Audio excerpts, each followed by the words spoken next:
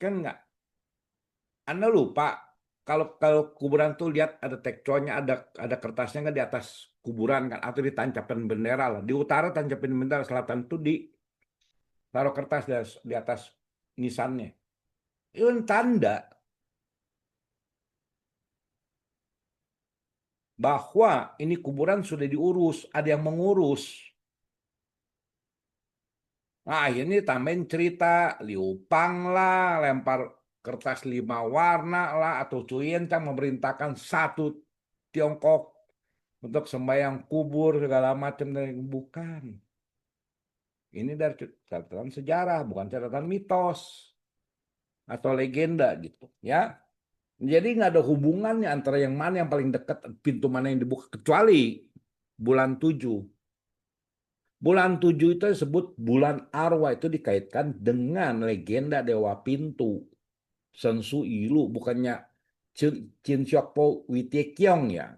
Itu Dewa Pintu baru. Zaman dulu Dewa Pintunya namanya Sensu Ilu. Itu. Itu di dalam kitab San Hai Ching. Jauh lebih tua. Sebelum agama Buddha masuk pun ada cerita itu. Itu bulan 7 kalau mau dikaitkannya itu. Kalau malam Sinca dan lain-lain, itu lebih ke arah bagaimana kita itu menikmati hasil jerih payah kita dengan sembahyang leluhur. Jadi salah satu domain paling penting dalam budaya Tionghoa itu adalah bagaimana menikmati hasil produksinya mereka, hasil jerih payah ekonominya mereka. Jerih payahnya itu mereka nikmati dengan ritual, dengan sembahyang leluhur. Itulah cara mereka menikmati. Kalau tetangga mereka akan bicara, terima kasih Tuhan. Itu cara mereka menikmati. Zaman sekarang foto, sebelum dimakan kan foto dulu. Itu kan cara menikmati. Kalau kita itu, cara menikmatinya sebelum kita nikmati, kita sembah sama leluhur. Itu ya.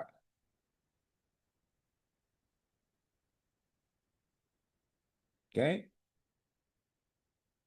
Kemudian ritual pertobatan itu sebenarnya ada banyak sekali ritual orang Tionghoa itu tuh ada pertobatannya. Terutama kalau kita lihat surat doanya yang formal ya, yang terstruktur, semua ada pertobatan. Contoh gini, upacara sejitnya Kongco apapun itu akan ada pernyataan begini. Dalam surat resminya ya, surat formalnya ya, surat doa mereka. Pada saat hari berbahagia ini, mohon kiranya Kongco atau Dewa XYZ hadir memeriksa kesungguhan hati kami dan ketulusan kami dalam bertobat. Bayangin lagi sejit aja minta bertobat. Lagi sejit pun diminta bertobat. Kalau mau saya bisa kasih itu buktinya. Kenapa? Karena banyak sekali surat doa yang umum beredar itu umumnya minta hoki semua.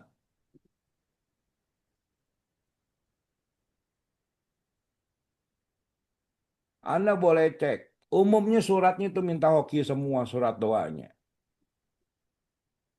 Surat doa yang disusun, distrukturisasi oleh lembaga-lembaga keagamaan di Tiongkok, itu semuanya pertobatan. Lagi saat sejitnya pun, ritualnya pun ada ritual pertobatan. Saat Anda sembahyang pagi sore itu pun ritual pertobatan. Itu. Dan puncak pertobatan itu sebenarnya 2 kali dalam setahun. Yang satu dikaitkan dengan menghapuskan dosa dan melepaskan Anda dari bencana dengan syarat Anda harus beramal. Ya dong, syaratnya beramal, enak aja. Minta kongconya bantu, tapi nggak mau beramal, pelit. Hobinya nyogok kongco. Itu namanya yinsi. Dalam ajaran Zhou, ajaran Konghucu itu namanya Yinsi, penyembahan sesat. Coba Anda pikir benar nggak? Anda sembahyang minta tolong sama dewa. Anda kerjanya nyogok dewa.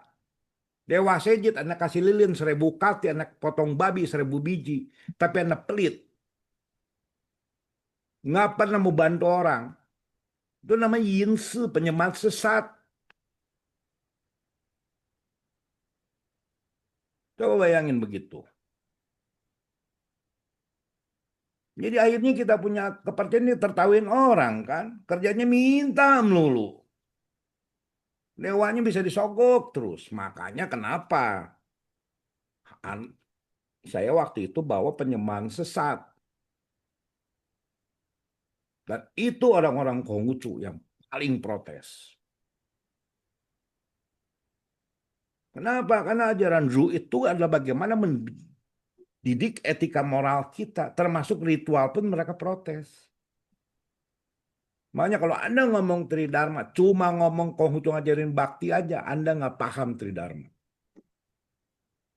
Ritual kita pun diatur oleh orang-orang mereka sebenarnya.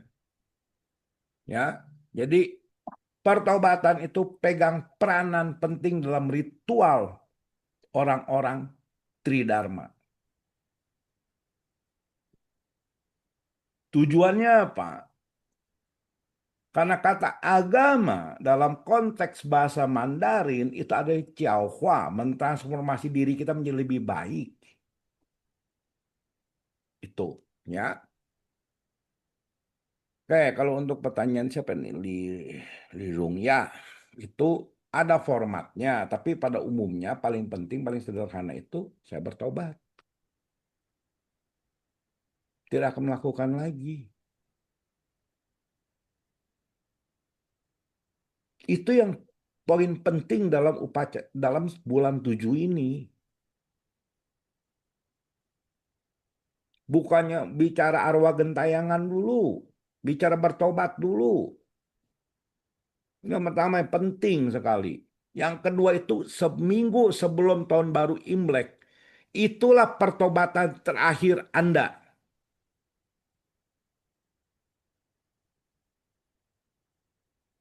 Pertobatan akhir Anda itu adalah bulan 12 tanggal 22 atau tanggal 23 atau tanggal 24 tergantung daerahnya mana. Pertobatan terakhir. Jadi kalau yang bulan 7 pertobatan massal, kalau pagi sore pertobatan pribadi atau CI Capgo pertobatan pribadi, bulan 12 pertobatan keluarga dan pribadi.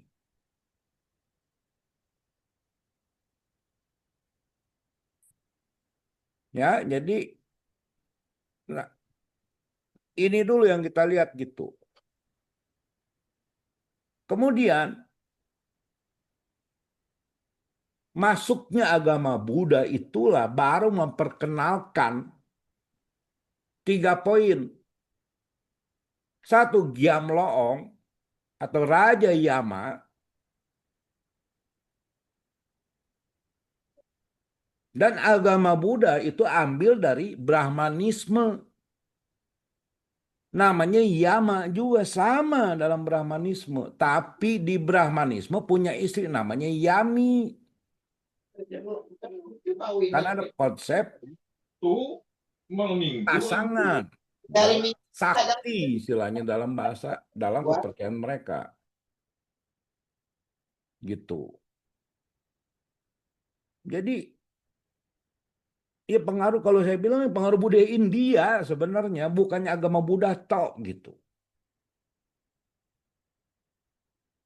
Ya dong. Brahmanisme bicaranya 2 suami istri, Buddhisme bilang 1 Raja Yama nggak punya istri gitu. Yang kedua bicara Tumi Malahir. 3 surga nerakanya jelas konsepnya. Baru Ulambana Sutra.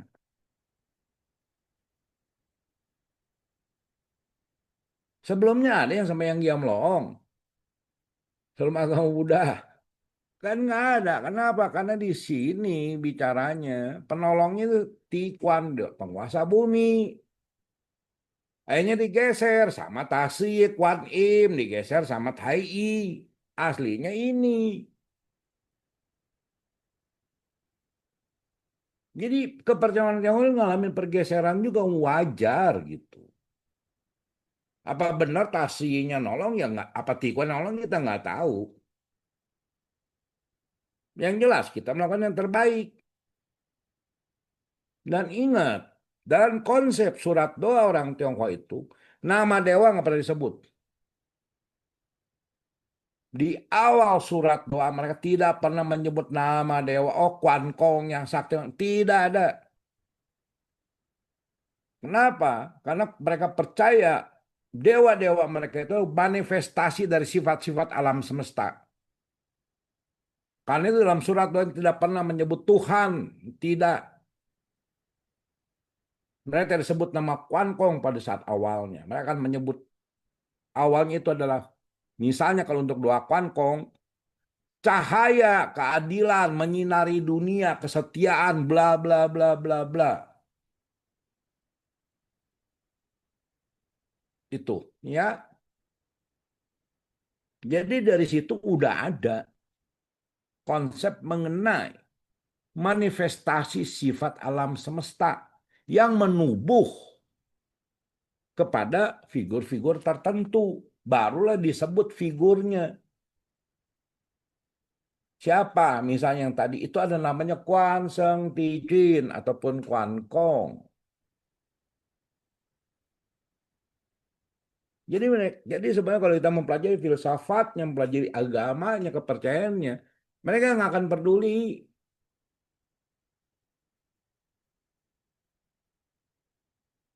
Karena itu kalau saya perhatiin surat-surat doa yang secara klasik, itu mereka tulisnya seperti itu semua, nggak pernah menyebut nama awalnya. Dulu-dulu saya masih belum sadar, kenapa nggak nyebut nama? Padahal yang teks-teks doa modern itu pada nyebut nama di depannya semua. Waktu saya berdiskusi sama beberapa yang saya anggap paham ya, mereka menjelaskan seperti itu. Oh iya benar juga ya. Pantesan mereka itu dulu nulisnya begitu. Makanya yang paham itu ketawa gitu. Orang zaman sekarang itu dia cuma taunya pai-pai to katanya. Tapi kalau tanya apapun nggak tahu kalau dijawabin ya istilahnya dengan cara ya menurut menurut cara pragmatismenya mereka gitu. Ya, ini. Kita bisa lihat gitu Raja Yama itu ada berapa sih dirinya? Akhirnya ya Tanglang yang terpengaruh Feng Tu Tung Ye gitu. Walaupun yang bilang Tung Ye lebih tua sebelum masuknya agama Buddha. Konsep dari Taoisme, oke kita terima aja dulu dah ya. Tapi konsep Raja Yama ini akan mengubah pandangan orang. Dan apakah ada juru selamatnya di alam neraka? Ya ada. Masanya konsepnya adalah alam neraka kah atau alam arwah kah?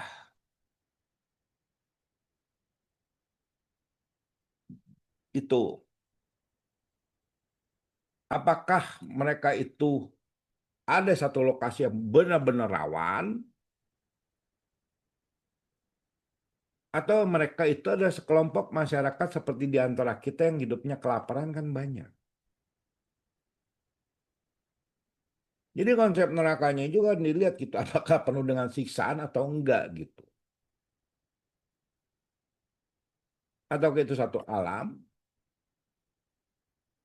tempat para arwah berdosa itu semua disiksa, nggak tahu. Jadi akhirnya saya bilang seperti di awal, ingin memahami Ulambana, kita harus memahami dulu konsep alam kematian orang Tionghoa itu bagaimana. Itu, ya. Nah, ini yang lebih tua lagi. Tahun 300-an sebelum Masehi, Itu ada buku namanya San Hai Ching. Sampai sekarang masih dipakai untuk meneliti kepercayaan orang Tionghoa. Ya, jadi ada namanya Shen Suyilu. Itu adalah dewa alam kematian, penguasanya. Para arwah yang nakal, yang kurang ajar dalam sana itu, mereka akan lemparkan ke harimau. Dia dicaplok sama macan. Karena itu lambang simbol macan pun menjadi salah satu simbol pengusir setan. Karena dalam sensuilu itu. Terus kalau lihat di film-film itu kan dia orang pakai pedang kayu persik lah, pakai jimat kayu persik lah, segala macam. Itu dari mana? Dari cerita ini juga, dari San Hai Ching juga, bahwa Roro yang nakal, aro-aro yang kurang ngajar, segala akan dihukum oleh mereka dengan dicamuki dengan kayu persik. Dan itu semuanya akan menjerit kesakitan. Dan sensuilu inilah yang mengatur, kita sebut karma dalam tanda kutip. Bagaimana keturunannya menyembayangi, yang mengenang leluhurnya, maka mendapatkan berkah dan rahmat. Ini dulu purba sekali. Nah, disinilah bulan 7, tanggal 1, gerbang, bukan neraka ya, bukan neraka, tapi gerbang kota arwah di Tusuosan namanya gunungnya itu dibuka. Para arwah itu diberikan kebebasan untuk menikmati sesaji yang mereka semua tidak mendapatkan harkat yang ada disembayangin, itu akan menikmati juga. Dan nanti tanggal 30 para arwahnya itu harus balik lagi semua masuk. Inilah dasar cheat gue puah. Dari kitab Sanhati ini dasar perayaan Ulambana. Dan ini yang menjadi dewa pintu. Kenapa? Karena dia itu menjadi dewa pintu. Karena arwah-arwah setan-setan gede takut sama dia berdua ini. Maka dibikin dewa pintu. Ini dewa pintu yang paling purba. Kemudian digantikan oleh Chin Siokpo. Chin Siokpo dan Utikyong.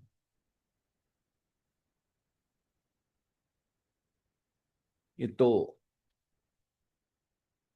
Nah, kemudian ini nah itu yang akhirnya menjadi kita sebut Feng Tu Tati ya. Penguasa alam kematian dulu kita ngomong tadi kan Raja Yama dari India. Oke, kita kenal namanya dari Tiongkok dulu. Ada namanya Tung Ye Tati. Tung Ye itu nama lain dari Gunung Taisan. Konsep alam kematian orang Tiongkok itu macam-macam. Tempat gunung kematian itu macam-macam. Tergantung culture mana yang berperan. Culture Chu bicaranya Kunlun. Culture Lu sama Chou bicaranya Taisan. Jadi nggak selalu sama. Ya. Nah, Tung Ye Tati kenapa dia nggak jadi raja alam kematian? Karena dia adalah penguasa Gunung Taisan. Dan Taisan inilah adalah tempat para arwah yang sudah meninggal datang ke sana. Kumpul semua. Itu. Ya. Dan inilah yang kita kenal Jamloong.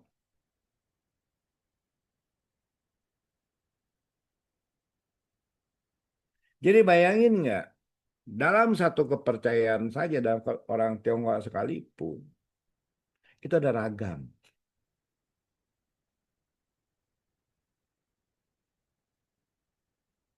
ada ragam, nggak cuma satu. Itu Tridharma yang mana? Pertanyaannya kalau Tridharma yang mana?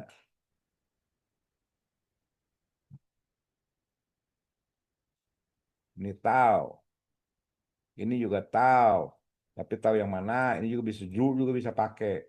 Tridharma yang mana?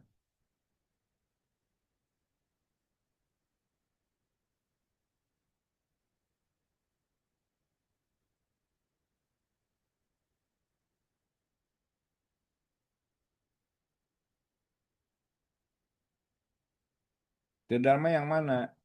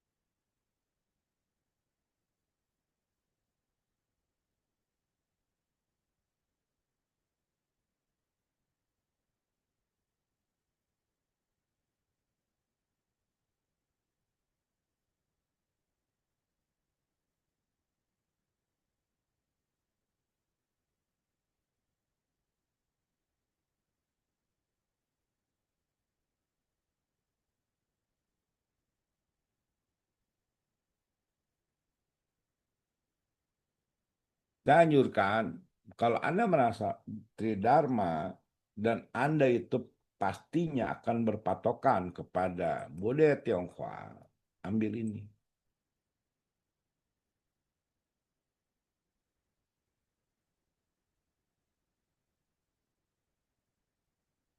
Anda ambil Tikuan, penguasa bumi. Kenapa penguasa bumi?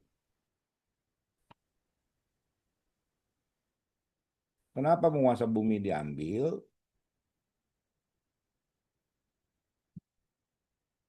Karena dia menekankan masalah pertobatan dan pengampunan dosa. Pertobatan itu jauh lebih penting. Itu satu.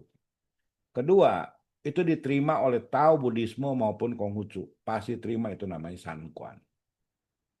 Kalau Anda ke Taikaksi pun, itu sebenarnya ada dewa yang Sankuan mengawasi. Anda pergi ke Taojies juga Sankuan, pergi ke Sietiangun Sankuan. Jadi banyak sekali kelenteng-kelenteng Buddhis. Itu pun ada Sankuan. Maka ditempatkan sebagai pengawas para dewa.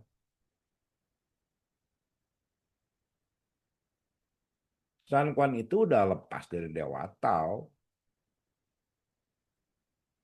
Malah sebenarnya orang Tao mengambil konsep Sankuan.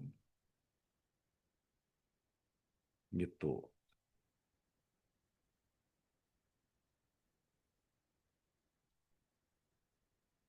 Ada pertanyaan dulu nggak? Saya mau nanya Pak, Ya silakan. Pak kalau kemarin itu di konten kami itu tikuannya itu diganti jadi Fute Changsan. Itu tepat nggak sih sebenarnya? Anda tanya dong yang gantinya alasannya kenapa. Kalau menurut saya nggak tepat.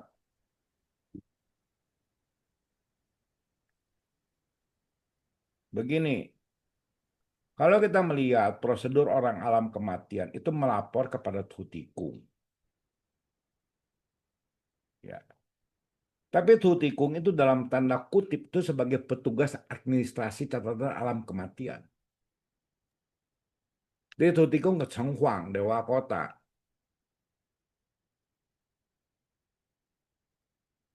Kalau Wu Chengsen yang berperan ya saya nggak tahu. Anda tanya aja kepada dia alasannya apa. Hmm. Kalau saya akan tetap bersikuku dengan Tikuan karena memang itu perayaannya dikhususkan pada Tikuan. Hmm. Kalau saya, Ya kan masalahnya kan kita ini kan suka berhadapan sama orang-orang yang ajaib-ajaib ya. Iya sih. Ya tanya aja gitu, kenapa jadi foto Changsen gitu. Hmm. Anda harus tanya alasannya. Saya sih nggak bisa jawab. Kalau saya sih, kalau Anda tanya sama saya, Kikuan. Hmm. Karena Ya salah soalnya satu. kalau ya Kenapa? soalnya kalau di konten kami jadinya sih ada satu meja kosong gitu yang dikasih tokui lalu ada persembahan tapi dia di luar ruangan eh, aula sembayang kan. Terus itu saya agak janggal juga tapi ketika ditanya ya jawabannya cuman gitu tapi memang saya udah tahu ada konsep tentang Tikuan ini dari beberapa hari sebelumnya jadi saya mikir oh itu berarti Tikuan anggap aja seperti itu gitu. Biarpun tanpa patungnya lah gitu istilahnya. Nggak, kita orang tuh nggak perlu patung, Pak. Hmm, Kita orang gini. Pertanyaan saya paling sederhana. Kita ini penyembah patung bukan sih? bukan, kalau menurut saya. Tapi kenapa banyak patung? Ya pemusat perhatian lah mungkin kalau saya rasa gitu yang paling jawaban paling umumnya. Kita itu budayanya penyembah tulisan. Penyembah tulisan. Oke, Ya, ya. itu salah satu contoh yang namanya penyembah tulisan. Hmm. Ya, kenapa yang disebut penyembah tulisan?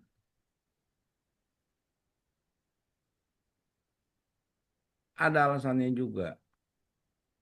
Bukannya sekedar apa?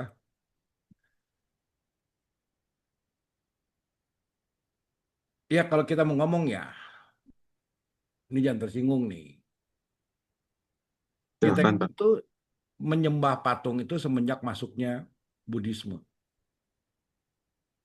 Dan Buddhisme itu ada banyak rupa karena pengaruh Helenisme. Ini contoh penyembahan tulisan. Ini nama dewa.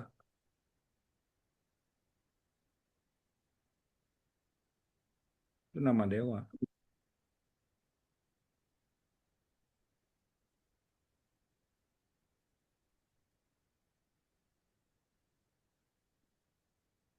Jadi di situ gitu.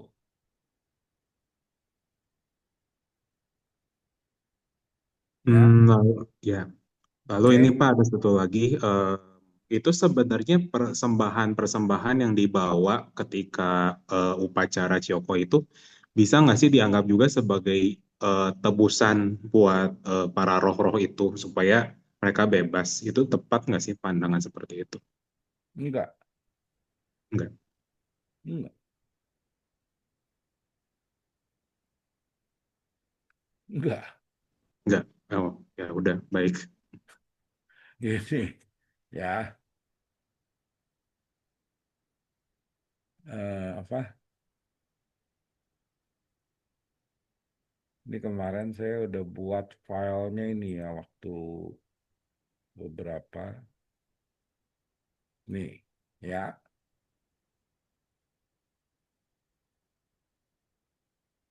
Jadi berapa saat yang lalu itu tuh di satu kampus lah saya bahas masalah mengenai ini dan mereka menjelaskan gitu bahwa persembahan itu adalah lambang mengenang dan lain-lain tidak dinikmati.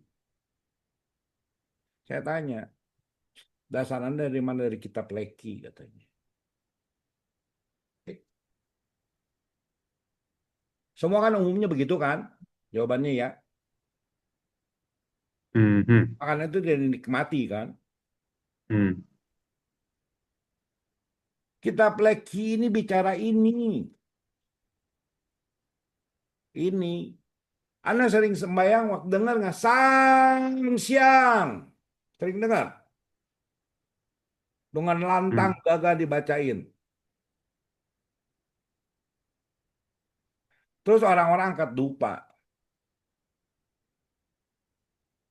Ternyata waktu saya cek tulisannya ada siang ini. Bukan siang dupa. Artinya apa? Silakan nikmati.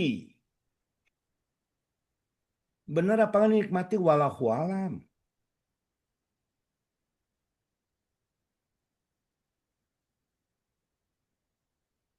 Karena ada konsep dari tetangga bilang ini nggak dinikmatin, nggak masuk akal, nggak logis kamu. Makanya kita akhirnya jadi beralih ke situ. Pada penjelasan altar sesaji itu bisa dijelaskan dari segi religi, segi kepercayaan, segi filosofis, segi tradisi, dan segi politik. Jadi kalau misalnya bilang nggak dinikmatin ya saya mah terserah. Dan saya nggak peduli kok. Tapi tetap dalam doanya akan disebut sang siang. Nikmatilah semua persembahan kami ini.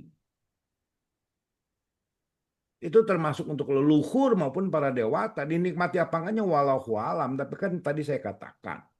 Kalau udah masuk religi, kita udah nggak bisa debat. Hmm. Itu, ya. Ini udah bilang, ini kitab licin, bisa dinikmati. Gitu. Oke, Ya, baik. Terima oke. kasih, Pak.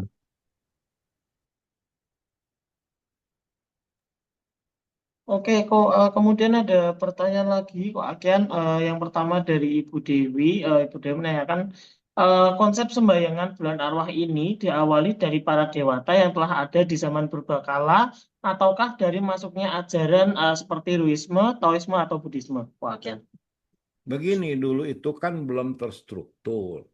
Boleh dibilang culture-nya belum benar-benar menyatu. Jadi gini ya, budaya Tionghoa itu juga tidak monoculture. Sampai culture bisa terbentuk matang itu perlu rentang waktu ribuan tahun. Dan penyatuan culture inilah yang membuat persatuan orang Tionghoa juga. Jadi sampai dia perlu matang, dia perlu satu simbol, satu perlu aktivitas yang dilakukan oleh masyarakat luas. Dan semua aktivitas itu harus punya makna positif bagi keturunannya ataupun bagi para pelaku. Kenapa? Karena konsepnya gini. Kita orang itu menggunakan ritual dan etika untuk membangun kehidupan berbangsa dan bernegara maupun kehidupan diri pribadi. Itu pengaruh kuat. Jadi Anda mau Buddhisme, mau Taoisme pun harus mengikuti sistem itu. Karena ritual yang mereka lakukan bukannya sekedar memuja dewata supaya nyogok dewata dan lain-lain dari segi perspektif filsafat dan antropologi ya. Bukan cuma itu, mereka bicara konsep persatuan. Mengerucutnya kepada siapa? Kepada kaisar. Karena itu dulu agama Buddha hampir di-ban di Tiongkok. Dan penentang pertama itu adalah orang-orang Zhou. Kenapa? Kenapa orang-orang Zhou menentang? Karena dulu itu ada satu konsep berkembang di kalangan Buddhis bahwa mereka hanya bersujud kepada Sakyamuni sebagai gurunya mereka. Mereka tidak mau bersujud kepada siapapun. Itu zaman Nanpei Chao. Sampai dijawab oleh orang Zhou, kamu tidak bisa menghormati kaisar sebagai simbol pemersatu kita. Kamu mau menghormati siapa?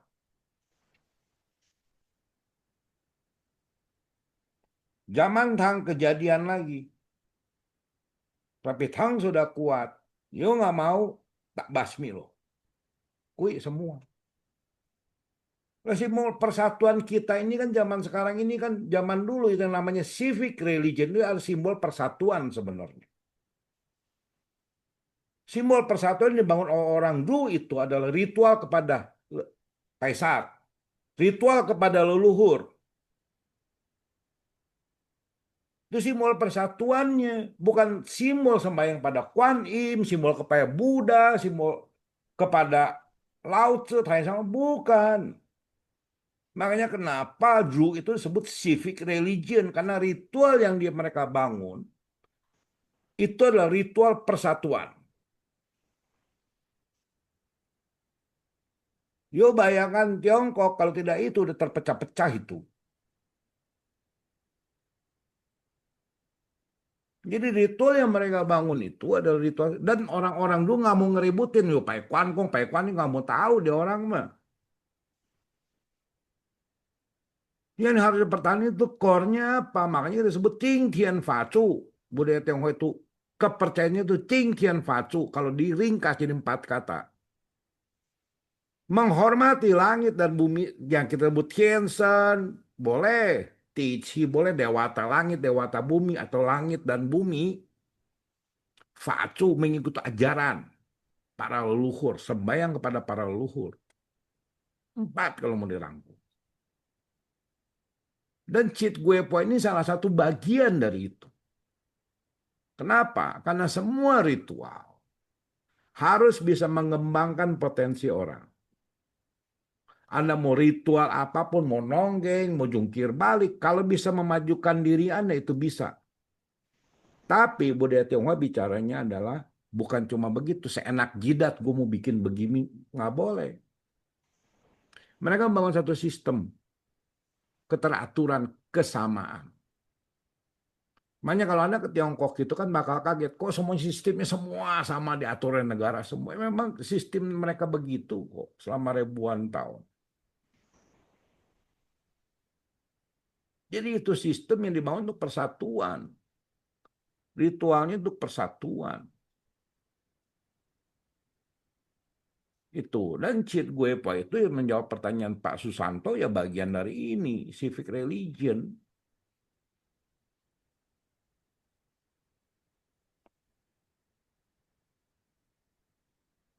Itu kenapa? Karena kaisar pun akhirnya nantinya selain melakukan sembahyang San, Tailau, mereka juga akan sembahyang kepada para dewata-dewata lainnya.